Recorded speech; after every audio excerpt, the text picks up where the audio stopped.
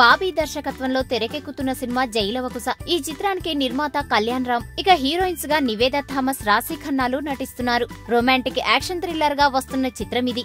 ఇక ఈ సినిమా గురించి తాజాగా బయటకొచ్చిన విశేషం ఏంటంటే జైలవకుశ మూవీ రిలీజ్ ను అనుకున్న తేదీ కంటే ఇంకాస్త ముందుకు జరిపారు.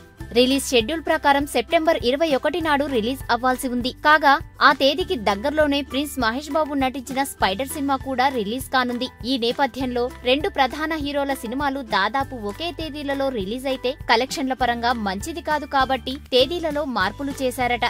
ఇక ఈ సినిమా రిలీజ్ సెప్టెంబర్ 14న జరిగేలా చిత్ర బృందం నిర్ణయించింది. ఈ లెక్కన స్పైడర్ సినిమా కంటే జూనియర్ ఎన్టీఆర్ నటించిన జైలవకుశ సినిమానే ముందుగా రిలీజ్ కానుంది. ఇప్పటికే satellite rights, area theatrical rights భారీ మొత్తాలకు అమ్ముడుపోయిన సంగతి అందరికీ తెలిసిందే. దీన్ని బట్టి ఈ సినిమా ఏ రేంజ్ లో ఉంటుందో అర్థం చేసుకోవచ్చు.